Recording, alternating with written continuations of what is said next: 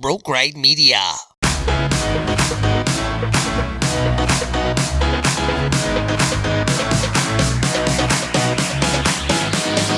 You're now listening to The Straight Shooter Show with your host, The Straight Shooter. Welcome to The Straight Shooter Show. Thank you so much for spending your time with us. We put a lot of time into this show, and it's all for you guys. We got a special guest today, a TikTok celebrity. Her name is Mason on the mic. She is really, really good at clapbacks for people that leave her some unsavory comments. I found her, 5-6 months ago, and followed her. She followed me right back, and I just really enjoyed her content. And so I reached out last week, asked her if she wanted to come on the podcast. She said she'd be happy to. So I'm just thrilled to death to have her on. If you don't follow her on TikTok, I would recommend that you check her out. Mason on the mic. All right, let's get to her. Mason on the mic. All right. Mason on the mic in the house. Hello. How are you today? I am well. How are you? Fantastic. It's a beautiful day in Oklahoma. Oklahoma, that's where y'all are from? Yeah. You've got a strong southern accent. I'm going to try not to pick one up. Please, don't, please. Okay. How's the weather in Oregon today? I'm not in Oregon, I thought you were... but I am adjacent. I'm in Seattle, Washington. Why did I think you lived in Portland? Because you're pretty. You don't have to be smart, too. This is true. This is true. I want to ask you about your pooch. How's he? He is actually right here. He's been better, but I think he's going to be okay, which at the end of the day is all I can ask for. But That's he awesome. is heavily medicated. Yes, that's awesome. And yeah. I didn't want to ask because I know, it can be, but I also wanted to ask because I was genuinely concerned. I watched your videos and I was like, I'm sorry I have a dog that I love dearly too. And I know it could be heart-wrenching when they're in pain.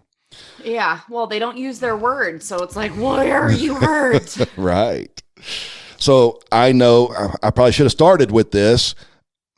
Mason on the mic. She's a huge, what's the word I'm looking for? On TikTok, she is a celebrity, a huge celebrity on TikTok. What do you have? I don't know about that. 200 and something thousand followers. Yeah. In what period of time? When did you start? Little under a year. That's I think when I really started cranking out stuff. So I think around this time last year, I guess. And as much shit as you talk to people, you've probably lost 50,000 followers. So you'd probably more like 260. Not that they don't deserve it. Not that they don't deserve it, but you are a good shit. I don't ever start it, but I will finish it. Agree 100%. Yeah, you really do finish that shit. That's when I started following you is you popped up on my For You page a couple times where you were clapping back at people and you do it in such a witty and intelligent way. I was like, man, she really kind of cuts deep with this, where she's smiling the whole time. And it's like, man, I would never want to know what she would come up to talk shit on me about because that shit would hurt, man. Oh, I feel like I'm being nice on TikTok. Wow. Yeah. Wow. I mean, some girl, I posted a video. It's always interesting to me, what aggravates people. Because I'm not posting about politics or super divisive issues. Right. Because my brain would explode over that kind of stuff. Right. And it would just really rile me up. But I posted a video about, walking my dog in my, uppity neighborhood and how being yelled at. And I got so many nasty people commenting. And this girl said, I live in your neighborhood. I hope I see you walking your dog. And I said, I hope you do too. And I hope you bring that same energy because I'm a lot nicer on the internet than I am in person. Right. Which is awful. I saw that video and I didn't understand the people getting so upset. I mean, the dogs piss. I mean, that's what they do. I mean, I'm not letting them run around your yard, but if you have a bush right next to the sidewalk, it's not like I can, sometimes he gets a little squirt out before I can stop him. Right. Right. He's a dog. So the first video that I saw of you, I don't remember exactly. I kind of tried to look for it this morning, but it was so long ago I couldn't find it. I spent like 45 minutes drinking coffee looking for that particular video, but it was something along the lines of somebody wanted to block you. They were saying they were going to block you or whatever, and you were like, "What? You didn't hear? They did away with the block button. You can't block me now. We're gonna have so much fun together." It was freaking hilarious, and I was like, "Oh, I watched like a dozen of your videos that morning, and I'm like, okay, I got to follow this chick because she is hilarious." Oh, well, thank you. It's always surprising when people don't understand. You do get a lot of that. You get a lot of people that don't understand. Some of them are following me. That's what I don't get. Like, you are following me. Like, and they don't understand that they're following me. I'm just huge in the, 60 plus arena of older white men who don't know how to work the internet.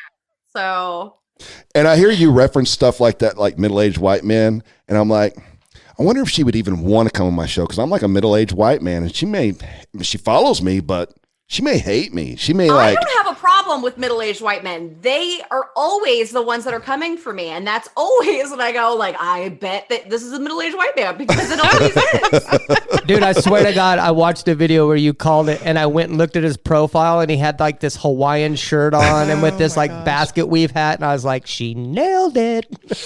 I mean, those are the people that, like, I don't know what it is. They want to take me down a notch. Yeah. I'm assuming that they just don't understand sarcasm and they genuinely think that I'm full of myself. Right. And they don't understand nuances and they think that I'm really stuck up. And I figure, I just hate saying JK after things because it cheapens me, but I feel like I need to start doing that so people know I'm joking. No, do not. I insist, do not do that. Yeah, don't change a damn thing. People that cannot get it, that's just too bad for them. But you're right. If you give the LOL or the JK after, it does. It takes away from the hilarity that you put out there. Thank you. Let me introduce you to my friend. She's just this last episode. This will be the second episode that she's on with me. She's my dear friend. I've known since like first grade, and we carry on conversations. I have a broadcasting degree. I have never used. I got offered. You kind of are. Now. I guess, yeah. But I mean, I was offered a lot of jobs when I first got out of school, and I was already running a business, and I kind of wanted to continue running my business and work, local. All my job offers were like in California and Florida. And I'm like, I don't really want to move right now because I've got this business going and I kind of want to see where this is going to go. And then I just never picked back up in radio. But anyways, I talk to Linda on the phone all the time. And I'm cracking up. I'm like, Linda, we should have our own talk show. We should have our own radio show because we're freaking hilarious. And I'm in tears all the time. So I was like, why don't you come be like a guest host on a couple of episodes of the Straight Shooter Show and see how it goes. So I'm introducing you to Linda, my hilarious friend. Hello. Good to meet you. Linda. I have a cat named Linda. I knew that. I'm not even offended by that. You shouldn't be. No one does. I love the name. Linda Honey. Linda. That's, I call her Linny. I love that. Sometimes. I love that. Do you ever to your cat do the Linda, listen, Linda, Linda. When I first got her, yeah. I wanted to name her Deborah and then call her Debbie. But when she was little, it didn't quite fit. She could definitely be a Deborah now. Yeah. I think she's more of a Deborah now, but when she was little, it was Linda. But she grew into a Deborah. Yeah. Just for the sake of transparency, I've been wanting to do the Listen Linda thing since I've been here, but I think that's just kind of like, it would show that I'm not very good at joking if I did that. I don't even know what you're talking about. Yeah. What is that? You don't know? Shut the hell. She's so full of shit. No, I really don't. Please. Should we play the video for her? She knows what we're talking about. She's a liar. Okay, phew. I'm an asshole. Sorry. She's like you. She's okay, like I do like you. I like you. So I like a little bit of an asshole, especially in girls. Yeah.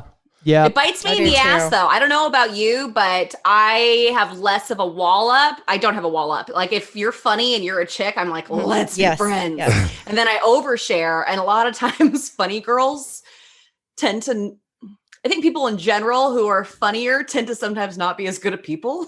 Oh, well, maybe. Yeah. And so Well, every you're kind girl of an that I've asshole. always been like, oh, you're so funny. They have like done me dirty in some way, Oh. but I let them in because I'm like, oh, well, they can't hurt me as much because I'm not in love with them. So that's my thought process. Let me ask you a question. In the dating world, and if you don't have to answer this if you don't Oh, want to. I will answer anything. I am a. Do you find it guys are intimidated by you? I always hate saying that, but I think that's got to be the case at this point. I have a hard time dating. I had an easier time when I was less attractive and less successful. Although I'm unemployed right now, so success is. Yeah. I can see that where like Yep. I always like to put myself in other shit. I'm like, I think this girl would really intimidate the shit out of me. You know, I don't. I mean, not that I'm wanting to date you, but I don't find you intimidating in the least. And maybe that's why. Maybe because I'm not, wanting to date you, that I don't find you intimidating. Maybe Zach has a little bit of a crush on you, and he is intimidated because he has a crush on you. I'm married, first of all, but That doesn't mean you can't have a crush. you are very love in. you are Let love very in. beautiful. Yes. Thank you. You are very I showered beautiful. today for you guys. In fact, whenever I did, I think I either stitched or duetted that video. I think I might have stitched it, and somebody had made the comment. They were like, "Oh yeah, straight shooter, shoot your shot," and I'm like, "No, this is not a shoot your shot situation. This is I find this girl hilarious situation. Is all that this is." Well, I appreciate it. I mean, I don't understand the intimidation thing because it's like, it's not like I'm not getting asked out, never in public, but that's a Seattle thing. But it's like, they'll date me for a little bit and then all of a sudden they'll end things. And I'm like, Because you're intelligent, quick-witted, Yeah. beautiful, and funny. they go through that process and then like you get to know me and then I think they go, oh, you're a real person? Or Yeah. maybe No, I'm not interested in that. maybe Yeah. they're just jerks, though. At least So. people know where they stand. That's what I like that quality in everyone is because I feel like I'm the same way. I don't have any skeletons in my closet. If you sit down with me for 30 minutes, you're going to literally know everything about me. And there's Yeah. not going to be any skeletons. And I like that because I want people to know where they stand with me. And I Yeah. feel like that's the same with you. Like we're going to know where we stand with you. Right. He- away. he's I kind- can't fake it if I try. Like everything is written all over my face exactly how I feel about you. I've tried going in and pretending like to be someone else. I can't do it for more than 5 minutes. Yeah. Yeah. I can't. I want to talk more about your history and stuff, but before we get to it, I know you just recently had a relationship end, and I know it was really you didn't post a lot about it, but you did post about it, and you look genuinely. I really felt for you. It's been a month. you. How are you? I have feelings. How are you holding up? It's been a month. Here's the thing about me. When something bad happens, it hits me like a freight train. And I immediately I'm a crier, like nobody's business, which I think people are always shocked when they see it the first time. They're like, whoa, I'm not expecting that from you. But I'm very sensitive about certain things. And I cared for him so much. I honestly now, like, I miss him as a person. His birthday is tomorrow and I'm planning on, writing him a nice little email. I miss his friendship immensely. Mhm. He was my biggest cheerleader. He was super supportive. But I don't think we were going to last like long-term. We were doing long distance. Yeah. And so I kind of knew that. I wasn't expecting it to end when it did, but I think it was for the best. And I can actually, in the past, like I was not able to like look at like boyfriend's photos or everything. It would just ruin me. And I can like look fondly at photos of him and videos and be like, that was a good time. I feel like I've grown a lot, and he taught me a lot in the short period of time that we were together. Yeah. Which was kind of hard too, because it was long distance. So maybe that was why it was so easy kind of too. It's like we never were fully, Right. but he made me realize like what I'm looking for ultimately. And I often cut people way too much slack, I think. Yeah. And I think one of my best and worst qualities is being able to put myself in other people's shoes. And then I cut them too much slack and go, oh, I should have held them more accountable for that. Like that's not okay behavior.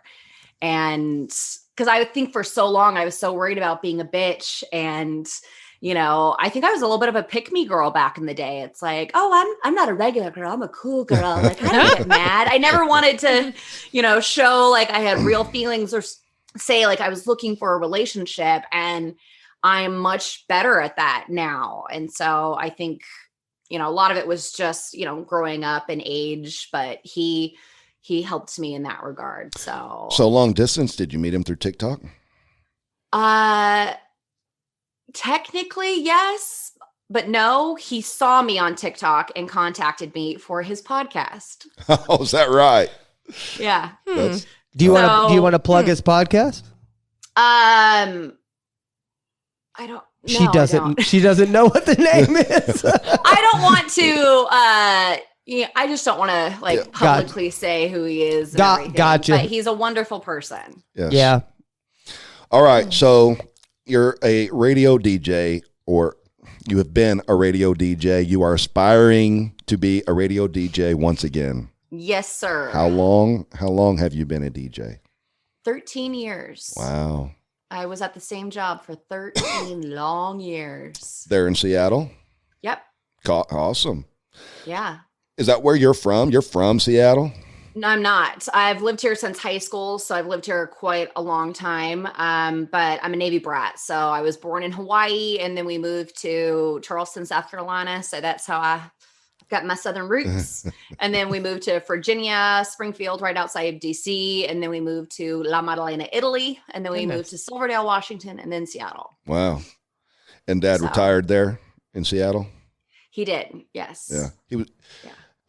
I think on one of your videos, he was like a Navy. What was his? Naval submarine captain. Yeah. Oh, Wow.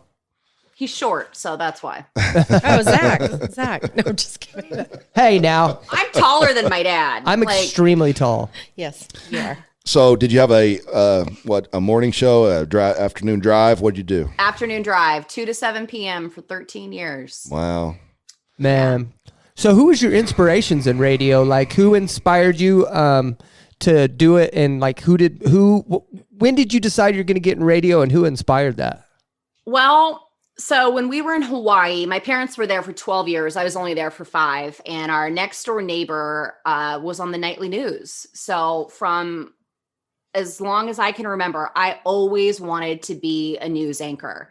In high school, when you do all the career fair stuff or all the projects, like I knew exactly what I wanted, which I didn't realize until I lost my job in radio and I was looking at other stuff, like how lucky I was to know what I wanted to do, because it's stressful not knowing exactly, where to go in life. Exactly. Yep. And so I went to Washington State University to the Edward R. Murrow School of Communication. And I got there and every blonde girl wanted to be on the news. And I was like, ooh, I'm not going to do this anymore. So I changed to advertising. And my last year there, I needed an internship. I was cleaning my bedroom and had the local radio station on, and they said that their intern hadn't showed up. So I called in and they asked one inappropriate question that you could not get away with now. They asked, do you have big boobs? Wow. And I said, as a matter of fact, I do. So they hired me to be their intern for the summer. And then I graduated and got a real job. And the guy who was at my real job was leaving to go do voice work at Intercom. And he helped me put together an air check, which is an audio resume. It's about 2 minutes, samples of your voice and doing breaks and whatnot. Right. And I sent that out to 3 stations and I heard back from one within an hour. It was a brand new station. He hired me for weekends. I did that for about a year, and then they moved me up to afternoons. So I did that the entire time. Huh. Yeah.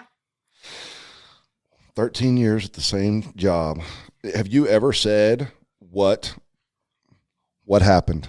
Why are you not there? Or do you want to say why you're not Oh, there? no. Yeah. I have no problem with that. It was COVID hit. But to be honest, I was done being there. And so I think this was a blessing in disguise. I mean, I had been done for probably like 7 years, but it was a really good job. And I really liked the people that I worked with. Radio is all about market size of where you get paid. Right. So, New York and LA are 1 and 2, Chicago's 3. What is it? Dallas is 4, I think, or is it Atlanta? I can't remember. And so Seattle is market 12. You want to be in top 25 to make any kind of money. Right. And so I had a very cushy gig. I worked 5 hours a day, and I was complacent though. And I talked in and out of songs basically, and I was not utilizing my actual skills. Right.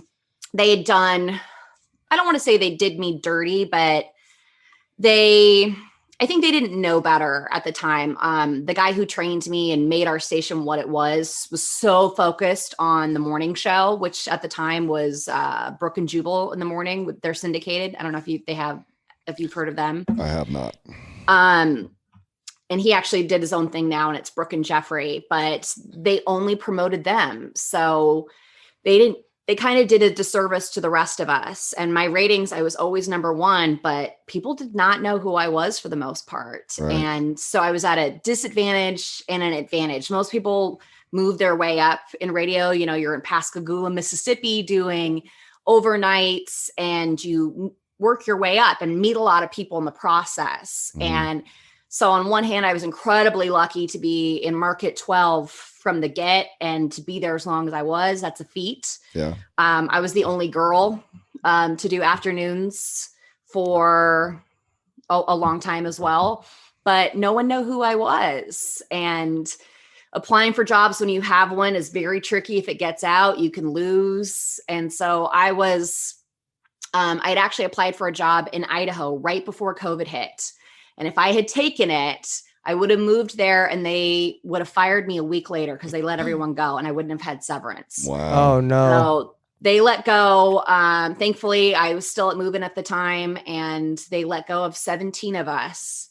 And it was, any kind of loss, you go through the stages of grief, a breakup, a death. Right. And this was no different, especially when my identity was so wrapped up in, being on air. And Right. I always knew I was lucky and that it would eventually go away, but it hit me like, Yeah. I've got a perception of radio, and I don't know if it's true or not, but I bet you would know this. It seems like to me that radio is slowly getting phased out, and everybody in the younger generation is moving to the podcast and internet show based long form content. I don't even listen to music anymore, to be honest with you. I only listen to podcasts. From your perspective, like when you were in there, is radio dying? They have been saying that forever. Yeah. And it is/isn't. I will say that COVID sped things up a lot.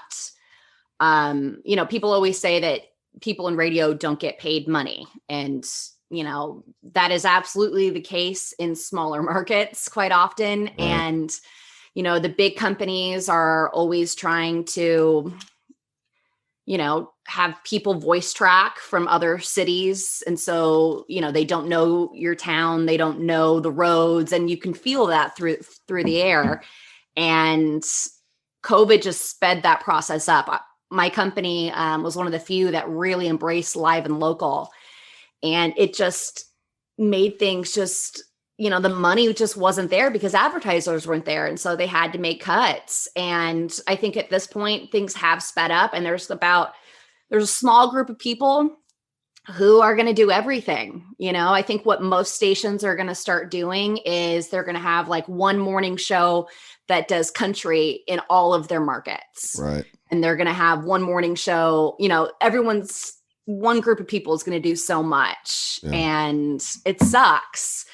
But radio, they're not quite moving with the times with what they need to do. Like, they are having more podcasts and whatnot. And I don't think it's ever going to fully die, because you need that local thing in terms of, you know, when the riots and whatnot were happening here. You know, if you're in your car, that's where you're getting the news and whatnot. So there's always going to be that aspect, especially because it's free.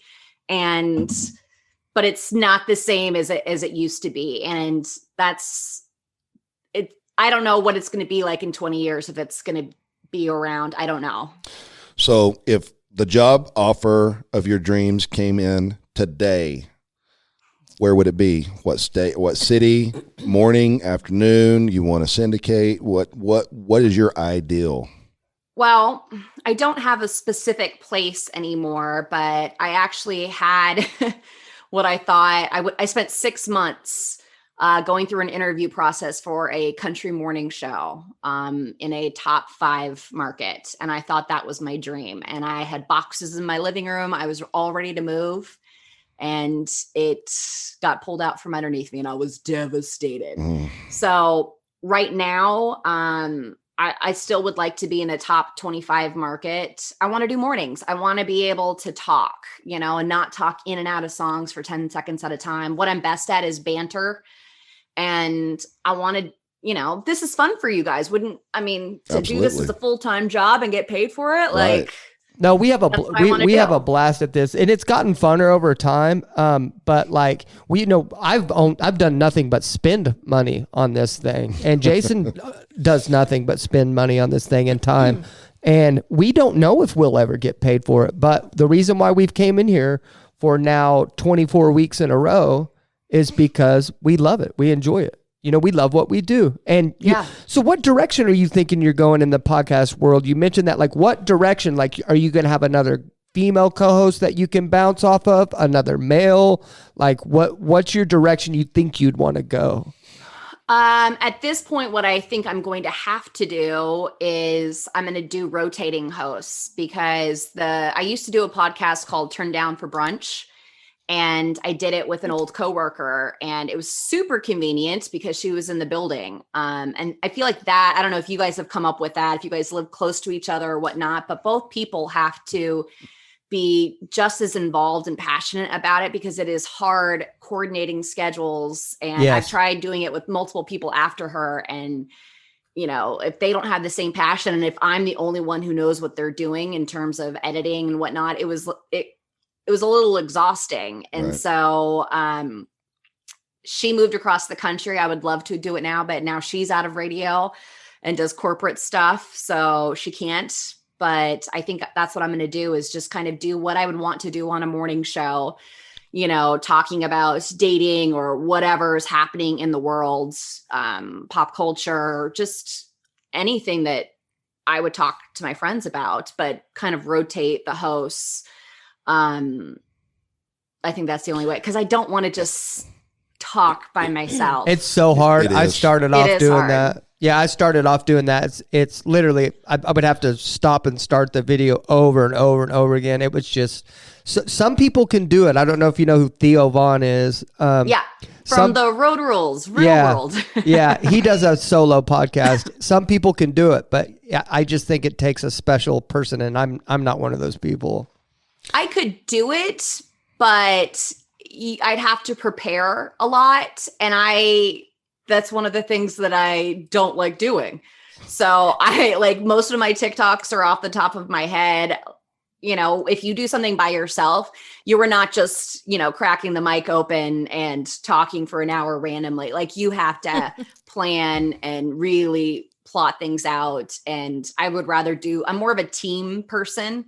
And so I would rather do that. I'm a collaborator. Right. Like, I have a hard time coming up with ideas sometimes on my own for big stuff. But if I'm talking with someone else, you know, that reminds me of this, and go off on tangents that way. So when we first started this podcast, I would do like a 6-minute opener where it would just be me talking about a topic, and it was fine, but for 6 minutes, and it takes a lot of preparation to do 6 minutes on a specific topic, where now more often than not, I may talk for a minute or so, and then me and Zach just start talking about the topic. And that is so much easier and more candid, more, Yeah. Well, I will say I was, when I was going through the process a couple of months ago from what I thought was my dream job, I was in the relationship, and I was so used to talking about dating on my old podcast. Like that was what we talked about primarily. And that was very easy because I had so many stories and so many opinions on how I should have been treated, that it was very easy to go off on that. But I was like, God, what am I going to do when I'm not dating? And so at least now I will have content once I start dating a little bit more. Okay. You got any questions, Linda? I don't, but I do have a request. I want to hear some of your banter. You want to pick a topic? You know what? I've commented on one of your videos 3 or 4 months ago, and it had a lot of comments, so you may not have seen it. I'm going to tell myself you didn't see my comment because you didn't Probably respond. didn't, to be honest. But I was like, I don't want to be shitty to you, but I do want you to roast me. Can you just roast me without me being shitty? I get that a lot, and I don't think I'm capable of it. Number one, I don't like to be mean and malicious for no reason. But there's that factor. No. You know what actually riles me up more than I actually don't really get my feelings hurt, surprisingly, from comments. What I get upset about is when people are not in touch with reality. I get frustrated when like people are commenting, just things that are just so asinine. I get physically angry. And I get frustrated because I want to have that going back and forth dialogue with someone and like, well, tell me why that makes sense. Why you think that it is okay for you to tell me, that you're preaching about being a good person and you're telling me that I need to wear less makeup. And in what universe do you think that you have a shot with me, whether I look like a troll and weigh 50 more pounds? I mean, it's stuff like that I get riled up, that people just have the audacity to talk to people the way they do. It's not my feelings actually getting hurt. And it's the people too who are like, why do you respond to the trolls? Bitch, because it's my page and I do what I want and I don't like being told what to do. Mm-hmm. Linda and I try just told really me that. hard It's to be content. nice because that's the internet and it's out there forever. right? It's content. It's content too. And it's also content. And some people love that. And that's why they tune into me. So, but if you don't like it, then don't follow me. And I try to, for the most part, practice what I preach. And there's times where I see people that I don't like or who annoy me. And I go, why are you doing this? I delete comments a lot. And I go, how would I feel if someone did that to me? Yeah. You gotta, not be a hypocrite. And I know it's hard sometimes. We're all opinionated, but I guarantee 99% of people wouldn't say, if you won't say that to my face, don't say it online. Yes. Yeah. And I guarantee you won't be saying it to my face. I get a little. I'm going to do a video today. Somebody had asked me on the Q&A part of the TikTok. They were like, why do you think bullying on the internet is, such a big thing? Why do you think people feel comfortable in trying to hurt other people's feelings, for really no reason at all? I'm going to do a video on that. And basically what you just said, I mean, they may have a dark sense of humor and they think that, they're just being funny to them. But the most important thing is it's because it's on the internet. They're not going to get socked in the mouth for saying the shit that they would never say if they were looking at you face to face. There's no way. Because I can guarantee you, if some of the people said some of the shit that they say to me in those comments, they would not have teeth anymore. Exactly. And they know it. I've learned so much through TikTok. I mean, honestly, it is just a walking, talking, like scientific experiment, of human nature and whatnot. I find it fascinating. And I've learned a lot about myself, even, I've lived in Seattle so long and people are so used to everyone's in their bubble and these are my people. And even if you know of other people, they are still somewhat in the same bubble. Right. And so, you know, people in Atlanta are going to be very different than people in Seattle. And, you know, people stigmatize Seattle a lot. They're like, oh, you don't look like a Seattle girl. You're not wearing, you know, Patagonia. And I mean, I don't really hang out with people like that, but they are definitely a huge part of Seattle. And so I'm familiar with them. Yeah. So it's just interesting to me, all the different walks of life of people that are out there that you just wouldn't run into otherwise, because you're just so used to your people. And so I think it's really good actually in that respect of, you know, learning empathy and, you know, realizing that you're not, you know, not everyone is like you and isn't going to get you. And Yeah, I agree. that's okay. I agree. I think it's like, you know, on Facebook, are you on Facebook? Yeah. So you know, not much because, you know, I don't know. Me I don't neither. know how this works, but sometimes I can see like when my friends comment on like famous people's profiles and stuff for some reason.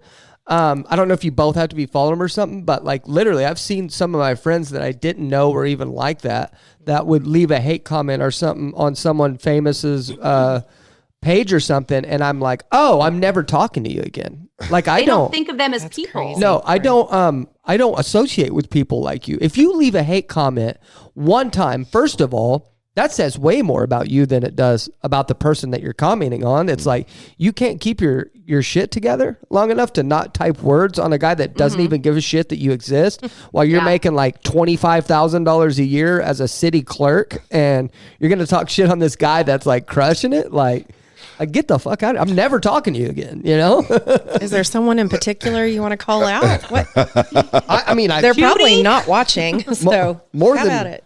more than one. So I want your opinion on this, Mason. Yeah. If I made a comment on a video, I want you to tell me if, in your opinion, if you think that this was a hate comment or even hateful or, you know, unnecessary. This girl had posted this video. She was like probably standing in her dad's backyard, probably like 20 years old, wearing, I mean, basically dental floss over her nipples. And she was just doing that dance where they shake and then they do this number right here, you know? And the caption said, "I'm hungry." Oh, that's it. You just said, "I'm hungry." And I commented and I said, "I think you meant thirsty." Is that hateful? Or was I it mean, unnecessary? It's funny.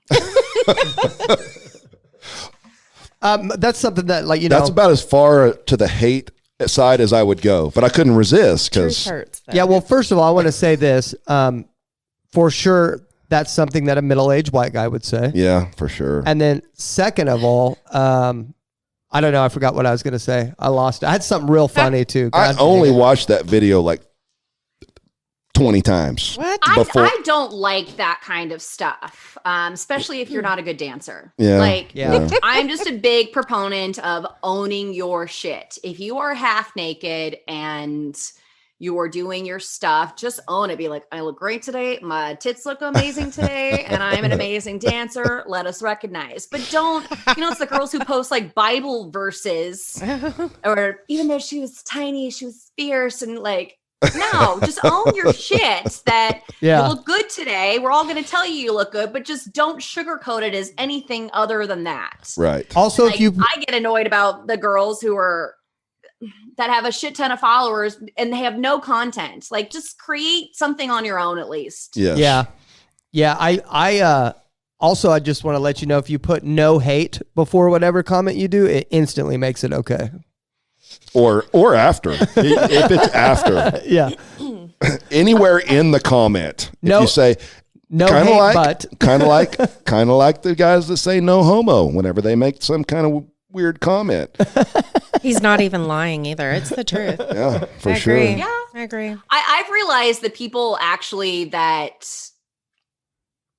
write, I mean, there's some people who just make little comments out of the blue and they don't think about it and they don't understand what their words mean. But the people who write purposely mean and nasty stuff multiple times, like you didn't just pop up on their For You page, like they're going out and looking at your content to be mean and nasty. Yeah. Like, if anything, that means like you're winning. Like Yeah. you Yeah. are doing something that they feel so insecure about, and you are doing something to make them feel bad about themselves that they want to take you down a notch.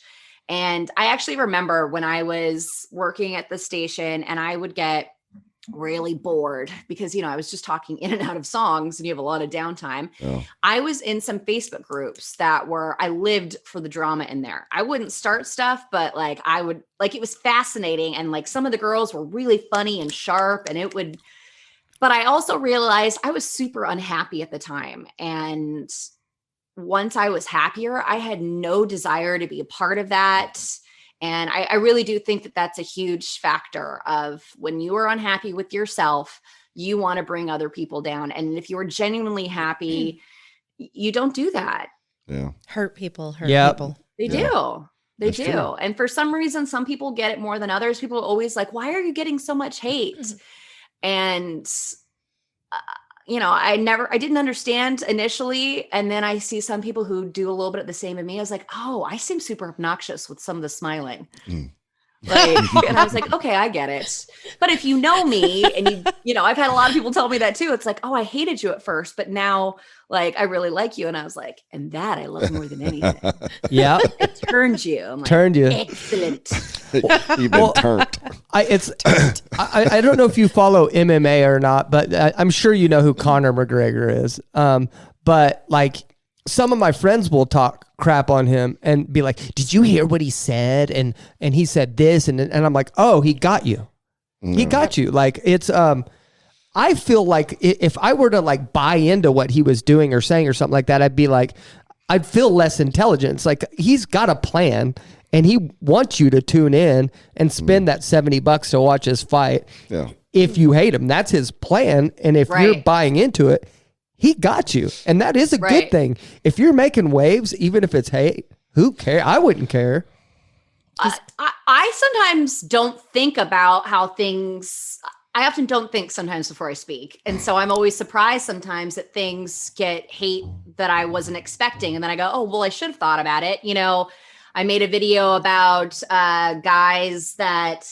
why are guys so concerned about women using them for money that they don't have? And I was like, sir, you have lawn chairs in your living room. You are safe. I remember that one. Yeah. Me And too. oh my goodness, guys got so upset. And I get it a little bit more now. Like I like dudes. I'm not a man hater. But that's an easy topic for me to talk about. And if you say one thing in a 60-second video, you can't explain every aspect like you can in a podcast. Right. People are only going to hear that like, well, because I get used all the time. And it's like, well, that's on you for choosing shitty women over and over again. Like I was in a Facebook group with girls who were like, I keep dating guys who do meth. I've never had that problem. What? I date douchebags occasionally, but it's all about who we pick and allow in our life and take some responsibility, Right, 100%. Yep. I was a douchebag. I was attracting douchebags. Meth? Well, Meth, though? and sometimes guys let's just go back to the topic of guys being used, right?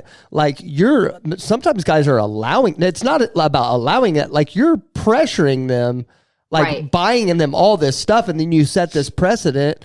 And then after they break up, you're just saying, oh, she used me. It's like, no, dude, you did all that shit for her, I'm guilty of that. I often was in a financial position where I made more money than the guys that I dated. And that's my love language. And that's how I like buying people gifts, but I oftentimes would feel stupid afterwards. And I even made myself this time with my last relationship. He really wanted the Fitbit and I was going to get it for him for his birthday. And I thought about getting it for him ahead of time just because I knew it would make him happy. And I was like, don't do it. Like, don't get something like that price now because you will kick yourself. And I would have. Yeah. You would have. I would have been kicking and it would have been my fault, not his. Yeah. Mine, because I put my card, I made that decision. And if I allowed someone to be like, oh, baby, I really want that, if some girl's doing that, that's on you too. And it's both people you're using her for X, Y, and Z. I mean, that's what everyone does to some extent. So if he would have just held on for one more month, he would have got the damn Fitbit. I know. I would like to date you. What's that? I love gifts. I would love to date you. I'm gonna need you to take me out though. Okay. I really want to date a guy for once in my life who buys me like I've never had a guy buy me expensive stuff in my entire Me life. neither. Really? I got a watch for Christmas once that was like $200. That was it. And that was Christmas. That's it. Yes. I know people. I was just telling Linda yesterday, I've got these two they're really smoking hot lesbian neighbors. Oh my God. And Another my- middle-aged white guy. my birthday was coming up, and they were like, what do you want for your birthday? And I was like, Gee, I wonder what you said. well, they got me a Rolex for my birthday. No kidding. Yeah. What are their names? Because I mean, it was very, very kind of them, but all I really said was I want to watch. And then I got this. Would you have been thrilled with a swatch? What is that? He wanted A to. swatch watch? I How old are wanted- you? He just wanted. How old wanted- am I? I don't know. I forgot. 36. I'm 36. You should know what a swatch watch is. No, I don't. What is it? Tell me. Before we It's a get too far watch away from, like, from the 80s. the story, Really? Mason, I'm going to Google it. shut up over there. You're I so- told them I wanted to watch. Yeah, I could have seen that a mile coming. No, you Obviously, didn't. That's what you said. Yeah. To watch. That's why Not she said, a I watch, wonder to what he's watch. gonna Yeah, I didn't say. want a watch. Okay, I want to, while he's looking that up, you did a video where you said you've had more opportunity to go on reality shows than you have had job offers to go into your field. Why are you not, the publicity that you would get from reality shows could open up that door for you. Put yourself out there, Mason. Okay. So I agree with you. However, I have morals and values, and my parents are still alive, and I don't trust myself not to Disappoint. spew. Mhm. I will say something that I will regret, hands down. Any show that records you 24/7, I will say something that I Yeah. will regret. Either it'll be about an ex that hurts them immensely. Like, I'm not going to be saying racial stuff, so that's good. I'm not going to say homophobic things. So, Right. but I'll probably say something dumb Yeah. and embarrass myself. Like, I can't do math, so I really don't want to be on a show where I'm like, don't even ask me about like 8 plus 12. Like that, I'm going to have to use my fingers. Yeah. So, but like, I want you to think I mean, about there's a it. portion of me that wants to do like, you know, my friend Katie is the next Bachelorette. And like, there's a portion of me like, oh, that would be so much fun. But I know I would cry 24/7. I don't like any of the guys ever on the show. I think they're all douchebags. Yeah. And so I would make fun of them in the confessional 24/7. And I just don't think. And hey, what kind of publicity do you think you would get from that? From being on the It show? could go either way. Let's put it that way. My sarcasm, when you sign up for a reality show, you sign your life away and they can edit your audio, and I would just be handing them golden nuggets to manipulate Yeah. if they wanted. Well, I hear you. I understand the reservation, but at the same time, I'm like, damn it, she should go on a reality show. I mean, you know, especially if it's a network. If it's a network reality show, then damn it, you know, where Well, she's I talking got millions of asked people. to do or to audition for like, what was one of them? It was like such a trashy show, and I was like, no way in hell would I do it. It was like one of those like X on the Beach, but I don't think that's Yeah. what it was. It was some like awful dating show. But I actually was cast about like 4 or 5 years ago to be on a show that I really wanted to do because it was a one-day shoot. And it was called First Dates, and it was only on for a season here in the States, but it's huge in the UK. And Ellen DeGeneres was producing it. Drew Barrymore was the like voiceover host. And I just thought it was such a cool concept that was right up my alley. They rented a restaurant in Chicago, and everyone there is on a first date. Yeah. And so, and it's just a wide variety of people. You know, there's elderly people, there's the young hot couple, there's gay couples, there's transsexual, there's goth, like just everybody. And you go on this date and then you kind of talk about it afterwards, say if you'd go out with them again. And like that was right up my alley. I was like, okay, I can keep it together for a few hours and have some good one-liners, but like anything that's like shooting for like 6 months at a time, hell no. No. No. Yeah, I think I would make an ass out of myself too. But luckily, like for me, like I don't really I don't have like my parents and stuff. They're probably already disappointed in me, so like I feel like that wouldn't be a big deal. My parents are disappointed in some of my TikToks, and my dad's like, "Oh, turning the other cheek, are we?" My parents, like yours, are in their mid-70s, and yours are in their 70s, right? I think I've heard you say that. Early 70s, but yeah. Okay. At any rate, they watch every single one of my TikToks, and they read all the comments, and my mom will go back to the videos and reread all the comments, and they watch all my podcasts, and I'm like, okay, let's try not to say the F word too much, Zach. My parents are going to be listening to the show. The podcast we just recorded, I got him to talk about anal. She's going to go back the fact through that those I don't comments. like the fact that I'm not into that. Yeah, so I think about his parents all the time too, and I try to get him stuff to make his parents disappointed in him. So My parents could never be disappointed in me. I know, but you talked about my parents anal. are religious, and they don't like me cussing too much and whatnot. But my mom also, I think, gets a kick out of some of the clapbacks that I do. Like there was this angry guy from Boston that was just attacking me and other women, just going out of his way and calling girls "whoas." And, I just like lit up like a Christmas tree sometimes, you know, when you have like the perfect response and you're like, "Oh yeah, the whoas." And my mom just got a kick out of that. Are you going to do more videos with your characters, or was that just kind of a short? I mean, it's just so hit or miss. It's funny. I was talking to a girlfriend of mine who does radio in Vegas, and I actually met her through TikTok. And it's interesting. She does a lot of videos on cool places in Vegas, and she does a really good job of that. And she's like, "You have a very devout following of people." She goes, "I don't have that," but she has like millions of views. Like I don't think I've had a video hit 1 million views yet. And it's interesting, like if I post something about my dog and I'm not in it, like that rarely will hit 10,000 views. Like people know me for a certain thing, and if I deviate from that, Right. it doesn't get as much. And it pisses me off, like if my boobs are in something, if that really like makes it bigger. And I'm like, I put so much time into some of my videos, you know, more of like a skit thing, and those do horrible. And I just go, ugh. So I think people just come to expect something from you, and you got to kind of stick to your formula a little bit. So me oversharing, I think people feel like they know me, and therefore they, you know, feel a little bit more, I don't know, defensive of me. Yeah. So I'm going to agree with you, but at the same time, you know, I built my following on advice videos. That's how I got just giving advice. People, and I've become a life coach as a result of TikTok. Oh, wow. That's awesome. I'm about to finish my certification. Like in a week, I'll be done. At any rate, my advice videos on TikTok rarely anymore get more than like 3,000 views. They just Which don't. ones are your big ones then?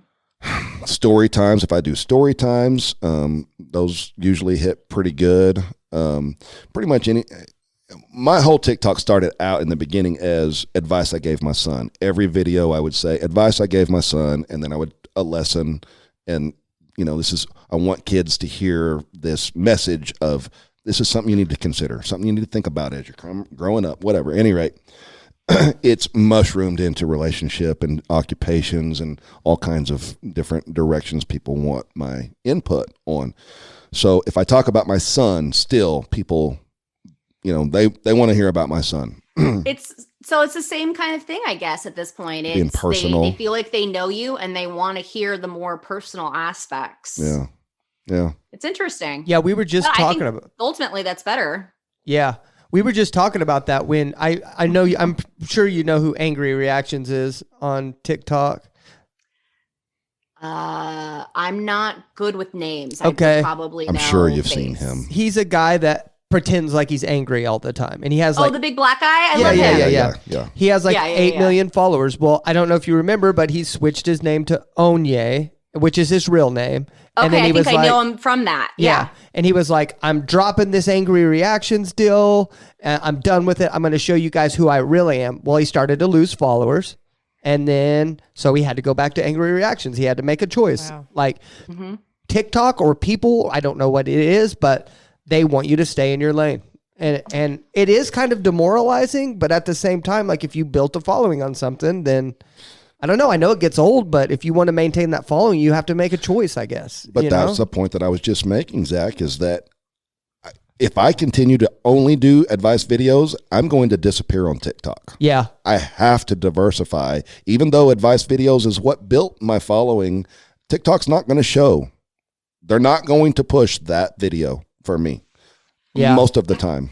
I think there's probably a way of doing both, especially in your case of, telling a story, because that's essentially what you're doing. If you're writing a piece or, doing radio, it's, you have your beginning, middle, end, so to speak. The story is the meat, but the lesson is, the ending. Right. So you can probably do a little bit of both. And I do sometimes. I recently just did a video. You may not have seen it. It did pretty well. And it really was inspired because Zach had mentioned a video I had done last summer that did really well, and it was kind of the same style. But a woman was like, I know I'm being cheated on. My boyfriend, he's cheating on me. I don't know what to do. How do I fix him so he's not cheating on me? And so my response was, several years ago, I had an 04 Ford Crew Cab truck. I loved this truck. It was beautiful. It was a wonderful truck. And then a couple of coil packs went out on me, and then a couple more and a couple more. And I ended up replacing all 8 coil packs. And what are coil packs? Coil packs. I don't know what they are either. Coil packs. Okay. They're like, I know a lot about cars. they're ignition coils at any rate. Okay, cool. Yeah. So I replace all 8 of them, and I think, okay, I'm good to go. I've got everything fixed. And then like 6 months later, all 8 coil packs went out on me again. They're $100 a piece. So another $800, and I'm like, okay, I made up my mind right then. I'm not putting any more into this because I'm getting rid of this piece of shit. This truck is a piece of shit. I'm going to get rid of it because I was smart enough to know sometimes you just can't fix it. You got to replace it.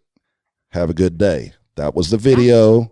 Yeah. Make the correlation. And in fact, that engine for that truck from 04 to 08 was a piece of shit. You were going to keep putting coil packs in that engine if you kept that engine.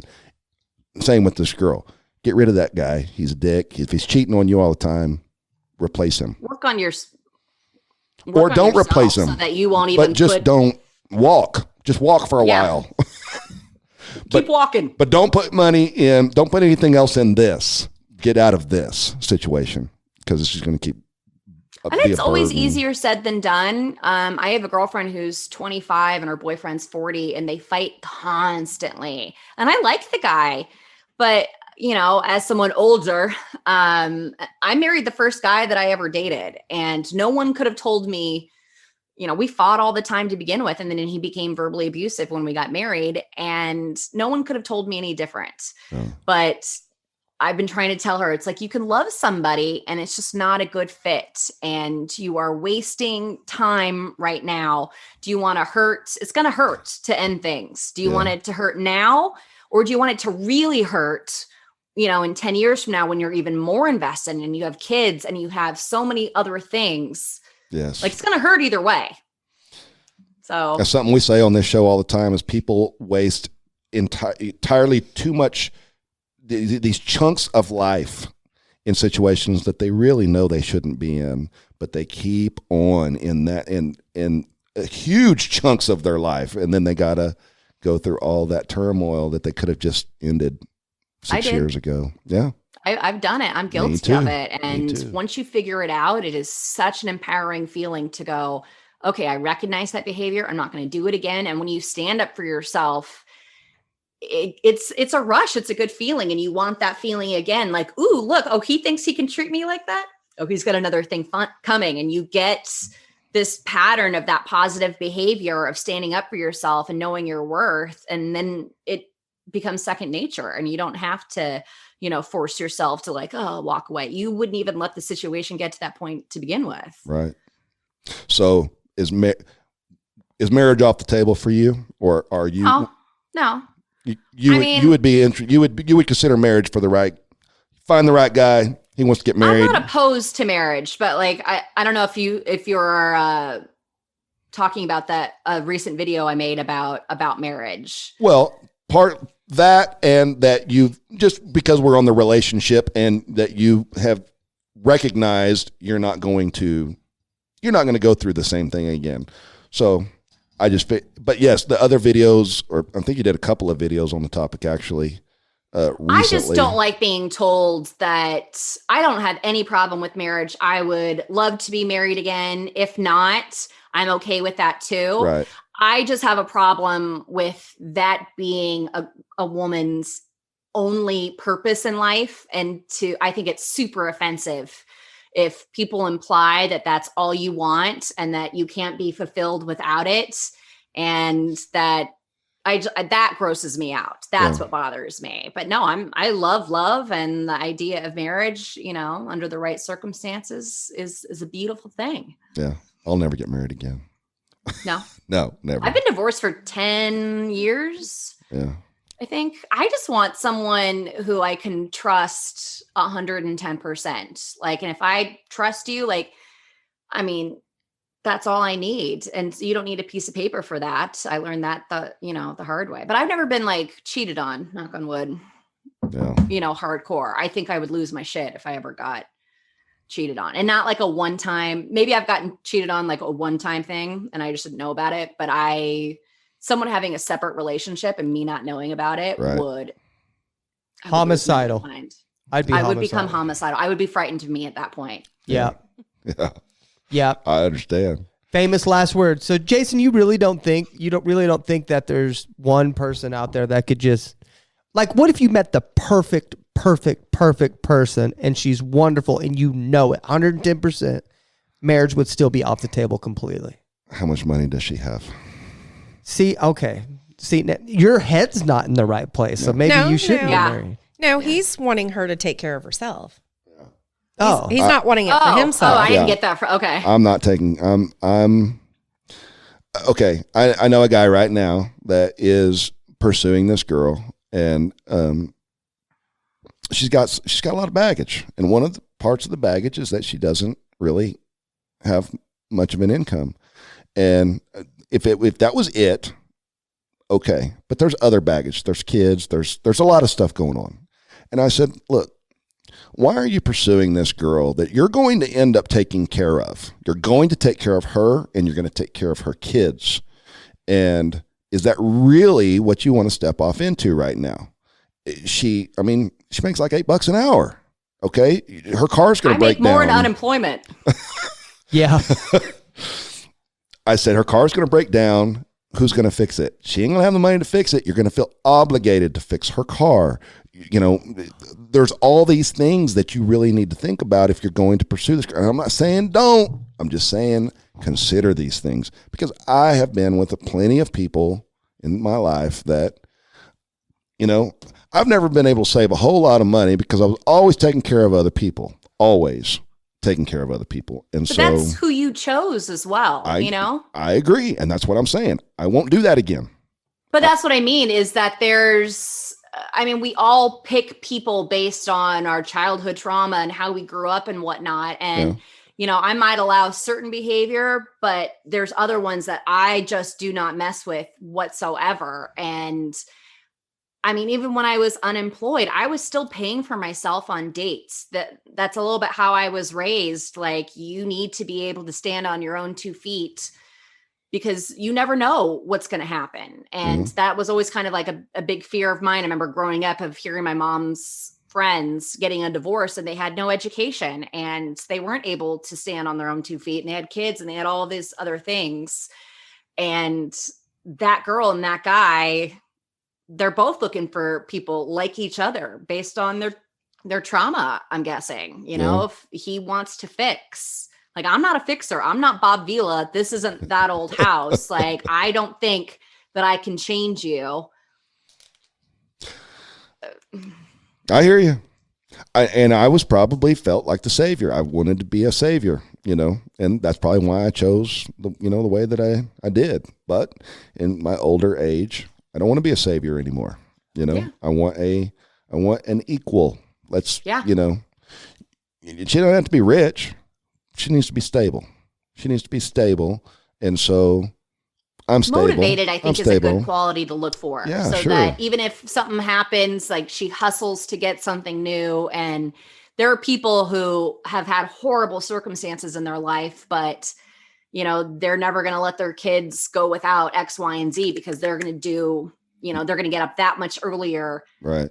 To get things done. I think that's like an attitude, like that's a huge thing for me that I look for, someone who's passionate. I dated a guy for a minute who was so fun and cute, but he had no goals in life. Like, I don't care what you do, but I want you to be the best at it. If it's a teacher or if you're a personal trainer, like I want you to one day want to own your own gym and he just worked construction and lived paycheck to paycheck. Right. And I've dated guys who were carpenters who they loved building furniture. Like that to me is more attractive, like that drive. Yeah. So maybe that's something you weren't looking for or. Yeah, I'm not going to get too much more deeper into it. Does it make me bad? Because check it out. Like, no, you're fine, basically. Go ahead, Zach. My wife, my wife likes to be taken care of, and I love taking care of her. Like, I'll just give you an example. Her car was doing something funny, and she works an hour away from the house, and she called me. She's like, my car's doing this. I'm worried. I have to go into work. And so I drove all the way and picked it up, took it to the shop, took out half of my day to make sure her car was okay. Ended up putting $1,000 worth of tires on her car, found out her brakes were bad in there, and I just took care of her, took her car back, went and got my car and left. And I could tell she was like overwhelmed with love for me. She was like, you take care of me so much. I don't know what I'd do without you. I thank you so much. Like, and I love that feeling it gives me knowing that I take care of my wife. I don't think that's bad for us, I don't think that's bad either, but it's the people who take advantage. Yeah. And knowing what if she was doing from date one of like, oh, I can't really afford to come see you. And from date one, you're driving 4 hours to come see her and paying for everything, like every date. And she's never meeting you halfway. She's never offering. Like, that's the kind of stuff that I think that's when there's the issue. I think everyone likes being taken care of otherwise. Sure. Yeah. And even just, like we were talking in that other podcast about being supportive, even if you're with somebody that you have to take care financially of everything, maybe they don't bring in a lot of money, but they are very supportive of, what you're doing. They, they're a cheerleader for you, and they really push you along, Yeah. That's huge. That's, and they're appreciative of your contributions, to the relationship. That's huge. Maybe I would consider being with somebody that didn't make a lot of money if they were a cheerleader and supportive and, appreciative of the contribution, That's why I had such fond feelings for the last guy that I dated. He was unemployed too. And he was, frustrated with himself. I don't know. That's a question actually I should ask you guys. Like, I keep dating men who aren't happy with where they're at in life. And then, oftentimes compare them, not jealous of me, but just, when I had a job, obviously, no one's jealous of me now. But if, she's here in her, her life and I'm not there yet, or they had this idea of where they think they should be, and they're disappointed in themselves or angry at the world that they're not. Yeah. I feel like that's a dude thing quite often. And it's like, well, did you do everything that you could do to be where you think you should be? Or were you handed, shitty cards? Yeah. So, I have advice for this very thing that I tell people all the time, especially after breakups. Always tell people, to make sure whatever you're doing, like after a breakup, make sure that you are making yourself happy. Whatever that is, make sure your lifestyle is happy. You are genuinely happy getting up every day, whatever your hobbies are, your career, whatever it is, make sure you're happy. Then you find somebody that is already genuinely happy in their life, in their career, in their hobbies, whatever, that can complement your life and that you can complement their life, because they need to continue to be happy whether you're in their life or not. They need to continue to be happy in their career, in their hobbies, in their family, their immediate family life, just like you do, so that if there's a breakup, you are not devastated. You are still happy with your career, with your hobbies, with your friends.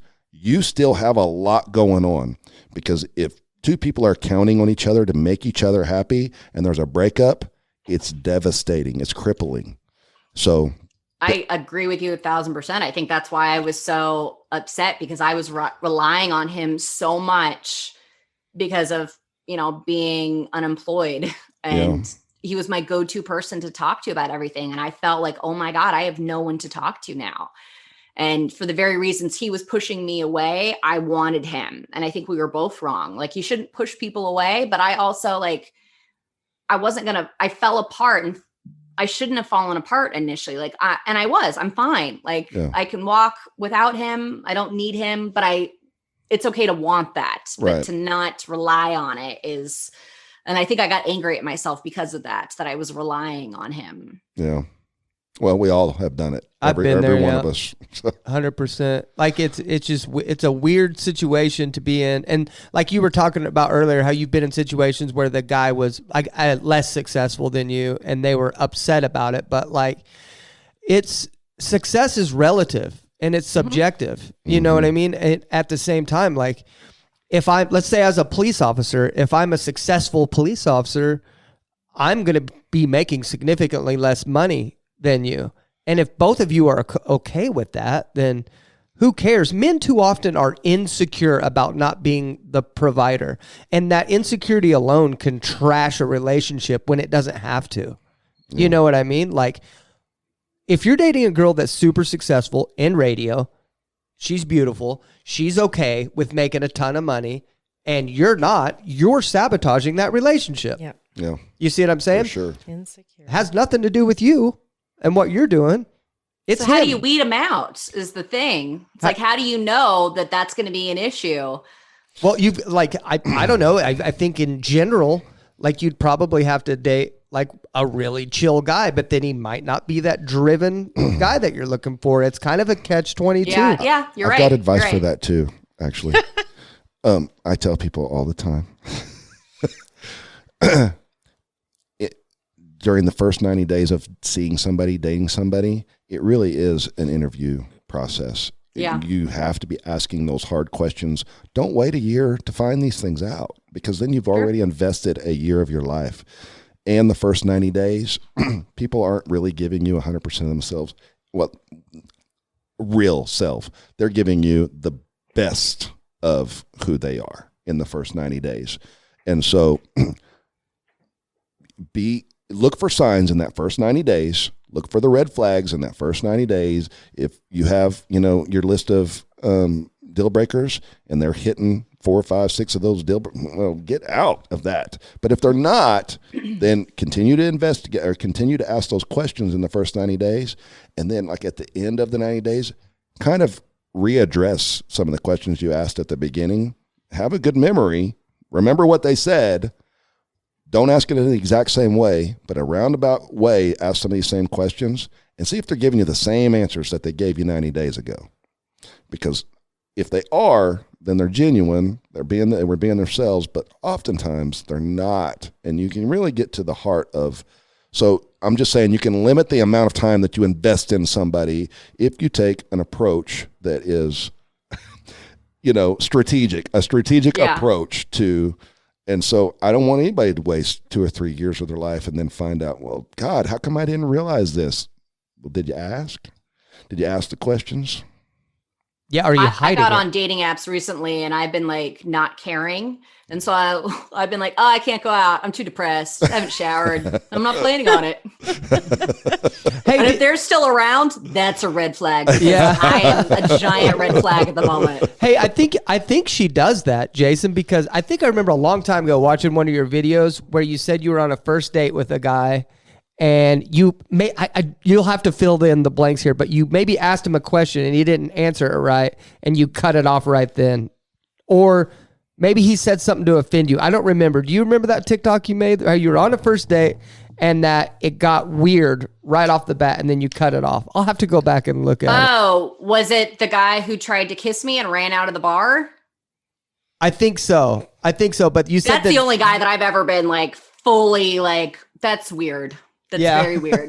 Because that's my problem, is that I am always like way too forgiving about stuff that people that I know aren't. I think guys are better at that, to be honest, because and maybe it's that girl quality in me of like, okay, well, this isn't so bad. I can make it work. And you know, this, and this, especially when it's not super important stuff. You know, it's more surface level things. I think guys are much better at ending stuff. And I get my feelings hurt from a guy that I didn't even like to begin with. Like I got dumped this time or on my birthday last year by a guy who plays Dungeons and Dragons. Oh my God. And who dressed atrociously. And I'm like, you're yeah. And I said, you promised you were going to make, I didn't even, no, I mean, this is in my head. I didn't say it out loud. He, said he was going to make dinner for me for my birthday. I just always have horrible birthdays. So that's all I wanted. I had plans. I don't care if he could have broke up with me the day after. But it's like, now it's the day before. I have nothing to do. And I started crying. And he thought probably that I was upset about him. I don't even remember his name. I was upset that you played Dungeons and Dragons and dumped me the day before my birthday. It's very brave of you to tell people this. Yeah. What? It's very brave What'd of you you say? to tell people this. Well, That Brave you to tell got people dumped. this? That you got dumped by a Dungeon and Dragons player. D&D. Yeah. I have no shame. no. If it's a good story, I'm going to verbal diarrhea it everywhere. I'm going to look at it on the bright side here. At least you didn't get dumped by a guy that plays disc golf. Oh, wow. Disc golf. You mean Frisbee? Yeah, frisbee golf. Y'all don't have frisbee golf? Do you have frisbee golf? I don't know. The only reason I gave this guy slack is because he was 6'5". I will put up with a lot if you're 6'5". Oh yeah. Well, I wouldn't make fun of him for playing Dungeons and Dragons if he was in front of me. He's like, I'd be like, oh, cool, me too, bud, because he'd beat me up. Well, he was like shaming me about sex stuff. Yeah. Oh, okay. All right. So he would like, that was the other thing. That's why he's like, I just think we're too different. Like he would just ask me like, why did you do that? And I was like, why are you bringing it up? Like, Yeah. I was a different person then. We're not going to discuss that. Yeah. That's good shit. It's getting silent in here. Okay, we're getting weird. I wanted to dive into that, but okay. I was waiting for you to. I looked at you. That was the cue. Go ahead, Zach. I know you want to. And then you looked at me like, okay, I won't say anything. I was giving you permission. I'm looking at you like, is this too much for your parents? I don't know. I have we're a here for really the good listeners. story that I've been wanting to tell on TikTok, but I feel like I can't because if my ex-boyfriend ever saw it, I would be a horrible person. Nobody But listens to this. Go ahead. Tell us the story. Okay. I'll make so a I'm gonna clip tell of it and put it on generalities. This is a TikTok. guy I dated a while ago. Okay. So I was 100 pounds heavier at one point, like over 10 years ago. But this guy never knew me in that way. And he told me, basically put my insecurities on a silver platter for me and said, this bothers me about you. Whatever you're most insecure about, they go, I don't like this about you. And you go, oh, okay. So he basically ended things with me because he didn't like my cellulite. Oh, what a tool. But this motherfucker was into some very kinky, weird shit. Yeah. Like diapers. Oh. Oh boy. Is this D&D And- boy? No, this was a No, different different guy. one. Different guy. No, this was a guy who decided to tell me about this, and he was ashamed. He told me a year into us dating, so I was already hooked. Yeah. And then he shared that with me. And so when he ended things with me, I go, Are you Yeah. my cellulite bothers you? I lost 100 pounds. Yeah. Yeah, So but you, diapers. But diapers. but did you indulge the diaper? Did you entertain it? She did. Let's put it this way. He shared, I was freaked out when he first told me, and I had to Google the shit out of it. And if you know anything about me, which I think is pretty apparent, I have verbal diarrhea. I never shut up. And so I talk through my problems. That is how I cope. Yeah. And I couldn't tell anyone. And I was bursting at the seams. I couldn't tell anyone. And so he just gave me bits and pieces of information as he went. Yeah. And I remember telling him at one point, I asked him, I was like, do you want to wear? He was like, no, I don't. And I was like, okay. Well, it came out that he did. Yeah. And when I saw him in them, I was trying so hard to be, because I honestly think he was probably molested. In talking to my therapist, he refused to go to therapy. Yeah. My therapist was like, that's abnormal. Something probably happened. And he's blocked it out and doesn't want to remember, which I get. You're going to have to pull that scab off and pour a lot of alcohol in it. It's going to hurt before it gets fixed. Right. So I was always trying to be very careful and very understanding because I'm goddamn Mother Teresa, basically. And he eventually came out and said, yeah, I want to wear them. So when I saw them in them, I was like, I love you. If you want me to wear them, I don't feel comfortable in it, but I will do that because I love you. But I can't see you wearing those because it changes my perspective of you. Like, I'm not attracted to that. Right. And thankfully it only, it was not like this long drawn out thing. And it wasn't like he was super into it all the time, but like I gave it the old college try, or at least I tried to. Man, what a trooper. I can see where now you've said this multiple times in this show, how you said you're too forgiving of people, and I can see, but I also don't think you should lose that. Like that makes it good, because sometime you're going to find a guy that's not going to take advantage of that and want you to hold him while he's wearing a diaper. That's what I'm saying. It's not always going to be that extreme. You're going to find a guy that's going to respect that, though. You see what I'm saying? Because I know. And I've gotten better. And I will say, I've never, again, like chosen guys who are doing meth and whatnot. And when I was in a verbally abusive relationship, I got out when things got bad. I was very naive for a long time. And I'm not a naive person in general, but when it came to dating, I was so far behind. I dated my first person in college. My first kiss was like when I was 18. I didn't have sex until I was 21, and I married the man. And so when I got divorced at 30, I'd never dated. So I did not understand a lot of stuff. It was a learning process, and not wanting to be like the cool girl and not too pushy, because I feel like my personality is pushy to begin with, that I, would try to like not be as assertive, and I only hurt myself in the process. But I feel like I've dated a lot better quality guys, and I don't waste my time as much anymore. And I mean, I've learned a big lesson of, if you don't know where you stand, that's an answer, because every guy that I've been in an actual relationship with, I have known from day one how they felt. And I wasn't going, does he like me? What's going on? What does this mean? Like, I'm not interpreting things because they tell me. Right. So I've learned, I'm getting better. I don't know if I'm fully there yet, but I feel like I'm very close. Tell me again, how long have you been divorced?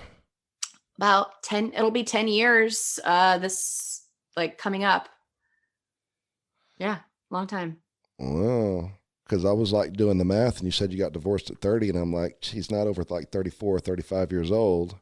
I'm going to be 40 in August. No. Oh, August what? What day? 2nd.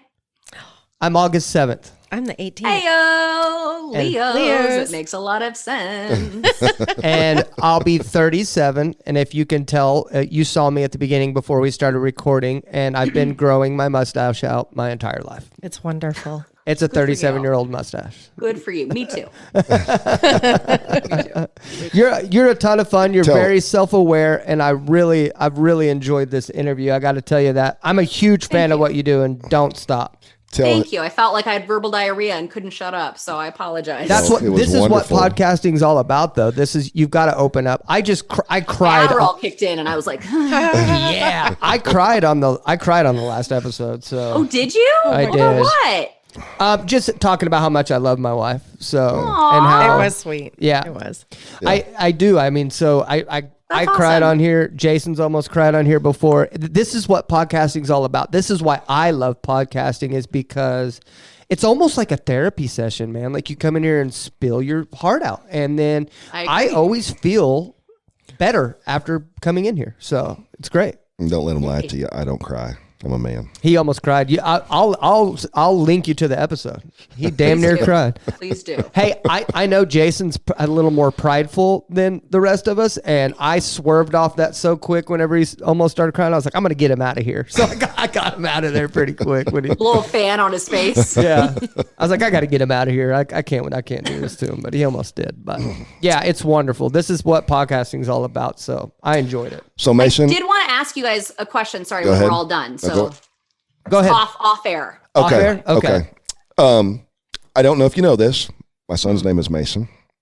I knew I wanted a son named Mason from the time I was like 13 or 14. I'm like, I'm gonna have a son, and I'm gonna name him Mason.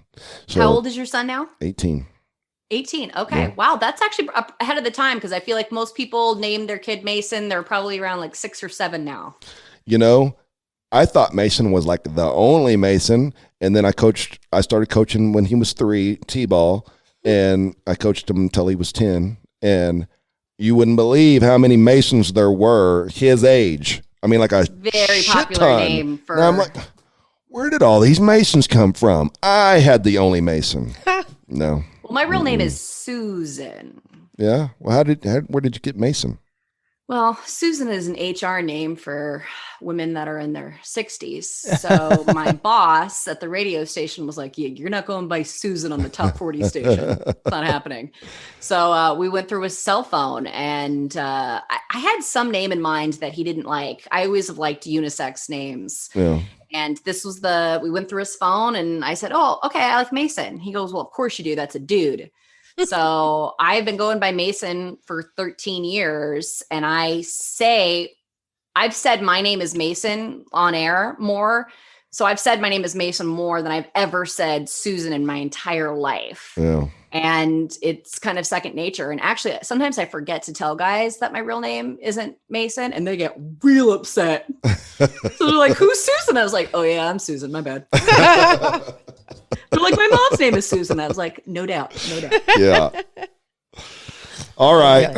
Jason, you can just wrap us up and say your closing phrase, and then say whatever you want to her, and then we'll stop the recording and we can talk. You going to cut that part out? Probably not. All right. Well, here's what I do. I close the show every time with this right here. And then after I do this, we'll stop recording. You can talk. What about whatever you want to talk about? Okay. So Tell her thanks for coming on and you appreciated it and all that stuff. Do the good host thing. I was working up to it. Okay.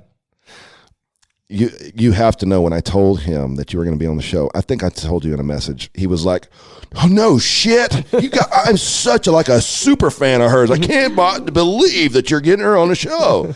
I'm like, yeah, she's been following me for months, man. She's unemployed. She has nothing better to do. Wouldn't be able to get her. Yeah. No, whenever I asked you, you were very responsive. You came back real quick. I was thrilled to death that you agreed to come on. I've really enjoyed having you on. It's been a fun conversation. Look forward to talking to you some more in the future, and keep giving us those golden videos of those clapbacks. Just crack me up. So don't let people tell you, which you wouldn't, but these people that tell you, stop doing the clapbacks, shut up. We like the clapbacks. Let's just keep seeing those. Anyways. Thank you so much for having me on. I have had so much fun too, for getting out of bed before 11. Yeah. Like, this was fun. Yeah. Sorry about that. All right. So you guys may not always agree with everything that I say here, but one thing's for sure, I'm always going to shoot you straight.